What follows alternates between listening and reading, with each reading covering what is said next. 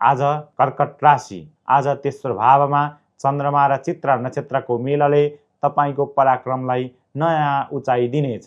शनिबारको दिन भएकाले मेहनतको फल केही ढिलो आए पनि दिगो खालको फल आउनेछ। शूल योगका कारण दाजुभाइसँग सामान्य मनमुटाव हुन सक्छ, ख्याल गर्नुहोला।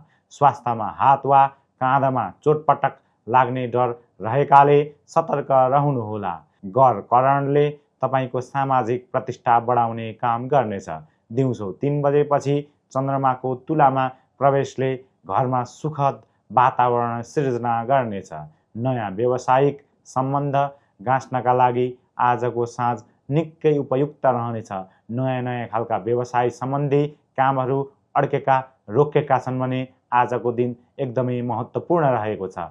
हजुरको लागि लक्की नम्बर 3 रहेको छ भने लक्की कलर सुनौलो पहेँलो भनेको गोल्डन येल्लो कलर रहेको छ। हजुरले ख्याल गर्नुपर्ने कुरा भनेको सञ्चारका साधन प्रयोग गर्दा शब्द चयनमा ध्यान दिनुहोला। सञ्चार माध्यममा केही अलिकति आलोचना भोग्नुपर्ने हुन सक्छ।